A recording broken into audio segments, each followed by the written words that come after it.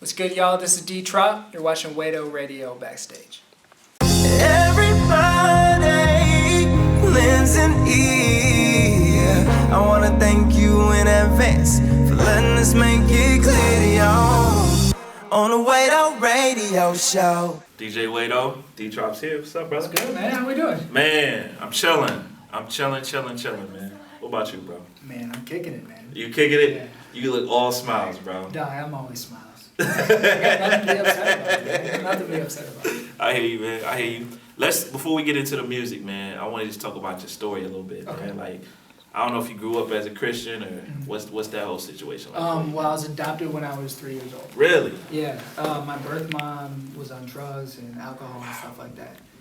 So do she you couldn't know take her? care of me. Like, do you know her? I've never met her. Never met her? Yeah, never met her. And it's like a piece of my heart missing.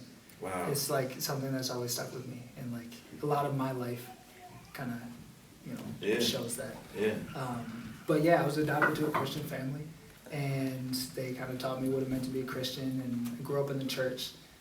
So I always knew about Jesus, I always knew about God. Yeah. But it wasn't until junior year of high school, I went on a mission trip, and I heard Christian rap for the first time. The first song I heard was Represented by Craige. Oh, man. I was like, yo, this Were is you at crazy. KAA? No.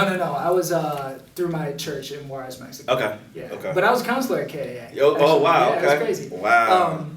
So yeah, and like it taught me what it meant to be a Christian. Like when I went home, I just listened to the lyrics and I was like, okay, like how can I use my gifts to really encourage other people? Yeah. And music was a big part of my life. I love music. I love writing. So I wrote my own music. I did my own stuff, and here I am. Here you are. Yeah. That's good, man. Yeah. Craige represent, man. Yeah. You was. That's the original turn up. Yes, the original turn up. Yeah, before all the other stuff. Yeah, man. So, who have been some of your music influences? Both in the scene, outside the scene. I like a lot of indie artists. Okay. It's always really inspiring when I listen to artists who are on the come up, because it's like I can relate the most to them. Yeah. I like this. I probably shouldn't tell you this. I like R&B more than I like rap. Okay. If that makes any sense. Okay. So, like you do R&B well though, bro. Thank you. I appreciate that. that. Working on it. So like Frank Ocean, Miguel, Okay. The Weeknd. Like I love that. I can't do like the two R&B because that's gonna be getting into the Misbehave. I can't be doing that. Yeah. I like Kristen Gray's album was incredible. Sure. I was like blown away by that album. Wow. It was just like, I don't know. Inspired you. It was huh? something special, yeah. It really inspired me. And any music that I can just listen to in the car and want to listen to it from the first song to the last song is like something really special to me. Let's talk about Misbehave for a minute, because you seem like you didn't even want to touch that, man. Yeah. That was, brother, I was telling them before you came in here, like, real talk, dude, I can't really think of a song that I got that much feedback from. Wow. From playing it on the show. Wow. And I think some of it was just people hadn't heard it before, Mm-hmm. but then the other side of it was just like, the message I think was so relatable to people, and it was one of those topics that people don't really want to touch. Yeah. Like me, I'm like, that's not really an issue for me at this point because I'm married, right? Exactly. But when I was single, son, Run, Joseph, run. Run. I didn't always run though. That's part of the problem. Yeah. That's part of the problem, man. So what? Obviously, I'm assuming real life inspired that. Yeah. It was me and Spazzy Rocket. We linked up. Yeah. Marty from Social Club actually tagged us both on Twitter and be like, "You guys got to work." And Spazzy's like, "I know this." And like me, I didn't really have any music out, so I was like, "Man, I look out to this dude." So we linked up, and he's like, "Yo, I got this beat from Kardec."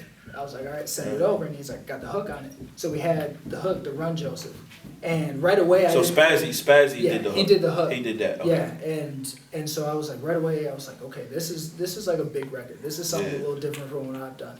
Yeah. And so I sent him a verse based off a relationship that I was in at the time, and it took him a little bit to listen to it, and he's like, yo, you can do better. He's like, you sound like Drake, like you gotta sound more like you. Yeah. And so I was like, okay, I'll write. And so it took me a couple weeks, maybe a couple months, to rewrite it. To where I liked it, and that was based on another situation. Wow. And so, like in my life, that was something that. So you've had a few of these.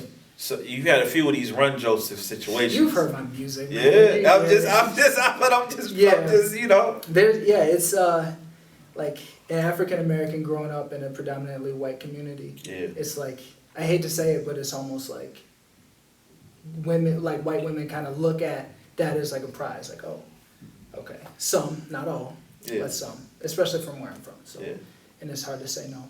So let's get into the say no part, man. Mm-hmm. Because like I said, this is a real struggle. And we were even talking about, me and Jody, the guy on the camera right now, we were talking about some of the other records that have come out. The Drew Allen joint, you know what I'm saying? And some other songs. Like this is something that people are starting to talk about. How do you say no, brother? How do I say no? It's really based on before, like what happens before the situation.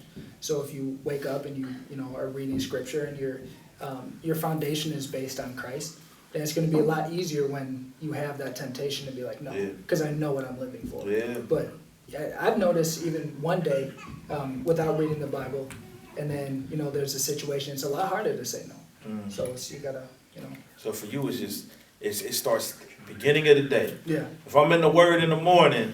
And at night. Yeah. Before bed, because after dark, that's really when it strikes. That's when you might get that text message. Yeah. Huh? Breakfast, lunch, and dinner. Yeah. It's good, man. It's good. Yeah. It's good.